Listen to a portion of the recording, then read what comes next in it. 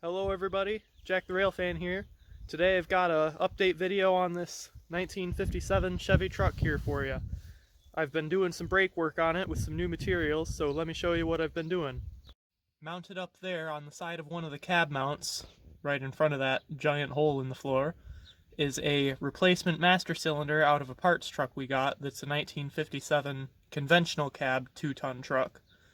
And that one will probably give its cab to a new project soon enough.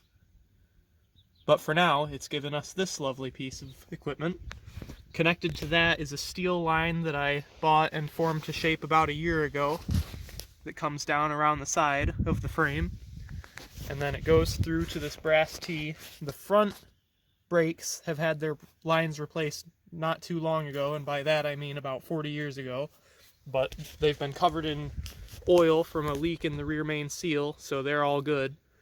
And then I just put this in yesterday. This is a copper nickel line. It came in a 20-foot roll. It's 1/4-inch line from eBay. Good old Chinesium Californian port of call products coming in to save the day. That's about a 10-foot section that comes back to this. This is a replacement rubber hose. I also put 2 more on the front, and they were bought for the Ford project, but they're being used for this now. Then there's about a 20-inch piece that goes to the passenger side of the rear axle, and then about a 5-foot piece that goes to the driver's side. When I tested it, the brakes worked, but they did not release. So the master cylinders, it has 2 on each side. Any number of them are frozen up with enough rust where the power of the hydraulic action going through them was enough to make them move and apply, but the springs in the drum brake setup were not enough to bring them back. So this morning my dad came out here with our 80s Ford diesel backhoe, and he kind of rocked it back and forth, and it all popped loose. And now on this wheel, I think some has settled. Some dust and dirt came out of there. Orange rusty dust just billowed out with a metallic clang. So I'll have to drive this up there now that they're released over to the shop, take the rear drums off and see what's going on in there. So then I'll either hone and rebuild all 4 of the rear wheel cylinders, 2 on each side, or replace them.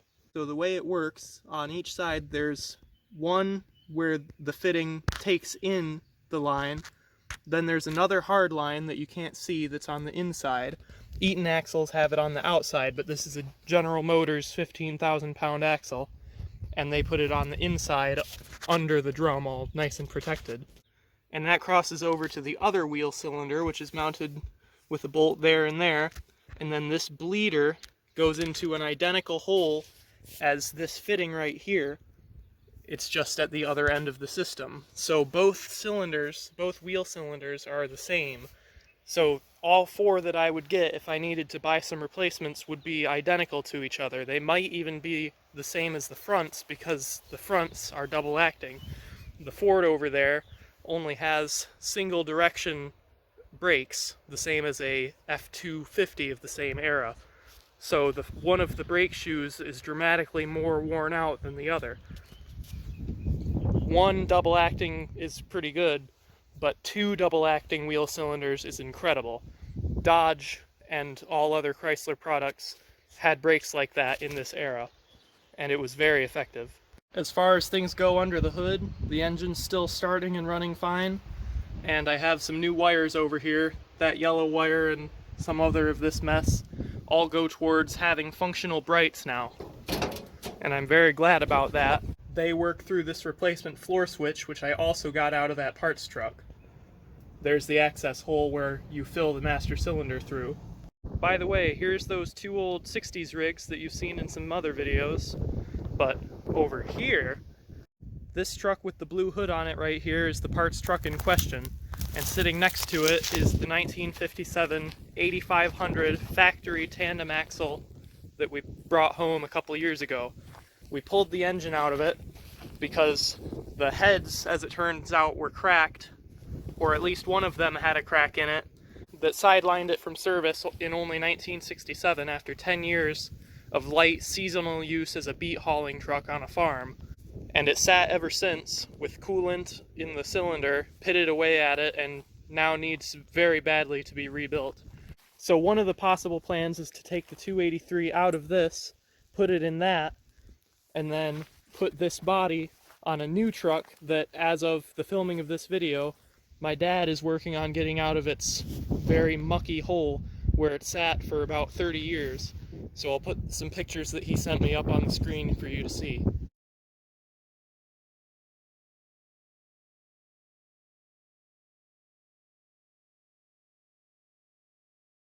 As you can see, this truck has no driver's side door. It was lost in a pulled over on the side of the road kind of accident many years ago. But the cab is in alright enough shape around that where I can just take the door off of that cab, which is very far gone, and this cab can have a new life. Well, the frame rails of this truck are actually pretty good, but we just needed so much off of it. That axle might go to use on something one day, since it has quite a high gear for a truck this type. 6.17 to 1 single speed. So that would be quite nice, but in the meantime it has also given its speedometer and ignition switch to my cab over 57 truck. Here we have the cab of the tandem.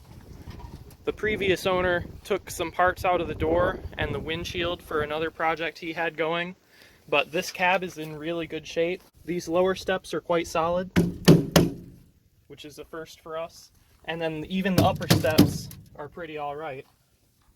The only real damage as far as rust is over in the passenger side kick panel where the vent fell out, and that's easy enough to fix. It's got air brakes. It's got some mouse nest rust damage up there. That's a shame, but that also can be fixed. I'll get into how the tandem axle drive works in a future video because it's just incredible and you'll really like to see that. If curiosity gets the best of you and you really want to see, there are great diagrams in the official GM literature which you can find on the GM Heritage Center website. I'll put a link to that in the description for you. Taking a stroll down here to the junkyard, we can see where a C20 used to be parked that I got running and sold, but we kept the engine from it. This truck is next. It has a 350 and it is just horrendous. You can see how the cab is sitting relative to the bed, and then inside the bed isn't too pretty either, but someone should get use from it. And then this is quite a beefy unit. This is kind of the grandchild to my truck. It has a 366 big block in it. Cab is, like most of the stuff here in Michigan, not that great, but it has a very beefy rear axle, a 2-speed no less. So I'll learn more about this in the future. But what I came down here to show you is this 1,200 gallon tank right here. This is a 1960 Michigan tank truck service oil tank that would sit on a delivery truck. And I am going to hopefully be able to set it on the back of my truck for the sake of extra weight and good traction. The bottom of these toolboxes aren't exactly the best, but the whole thing is structurally quite strong, and it provides a good place to mount up some taillights. And if we look inside, the hose reel and such has been removed, but my dad saved some other ones out of a different tank, so should I ever want to return this to a service-ready state, I could set those back in it, and it would be a lot of fun. The Dustbuster lettering is from a company that used to use it to haul chloride down the roads to keep dust down. So the chloride, as most of you probably know, is very bad for rust and such. So the very bottom of it is really bad, but unfortunately the true casualty of this tank and what it hauled was one of the cross members on the other 1957 5400, which used to be a Leonard fuel truck. But luckily, we have a solution to that now as well. Come see. Out here in the woods, next to this sorry old tilt cab, is this much prettier old 1955 5400 frame, which has been stretched many years ago into a 5700. This was a grain truck once upon a time, and this chassis was donated by a viewer of the channel, shout out to Gary, who only needed some of the parts, including the cab and bumper and such, to build a lowrider. He invited us down to his shop and we came and picked it up. He also gave us some steps previously for the 57, and this has a really nice axle with 10-bolt rear wheels. The front axle is 5-bolt but also uses 10-bolt wheels, and it had a 327 small block in it when he bought it. He took that out and then he gave us the transmission and the bell housing. The bell housing still had yellow paint, which means it belonged to this truck and was mated to the original engine. Going back on this frame, we have a cross member that I'll have use for, since a brake fluid leak compromised about this area of mine. And then my dad's truck will benefit from this cross member, which on his truck was completely eaten away by the brine that leaked out of that tank. So to sum it up, what the future holds for this old 2-ton rig is to do some work on the rear brakes there and set that dustbuster tank on the back of it so it's a little more controllable and has better traction, especially off the pavement. Maybe it'll go down the road at some point in the future. Even if it does, it'll be kind of a rust bucket, but that's part of the fun of it. You can kind of laugh at it with every little wobble that it goes down the dirt roads. And if you have anything sitting around that is kind of like this, rusty and bent out of shape, go ahead and give it a try, because they're a lot of fun to work on, and the worst thing you can do to them is just make them sit there. So what's the harm in butchering them just a little bit to keep them going, you know? I mean, the shop manual says not to use copper brake line, but this is copper nickel. You can bend it by hand, it's nice and easy, and now it's got brakes. So that's something. Hopefully you enjoyed this look around the farm at future projects that we have in store. And if you're interested in things beyond the trucks, you want to see what's going on with this whole mess right here, stay tuned for the next one. See you there. Bye.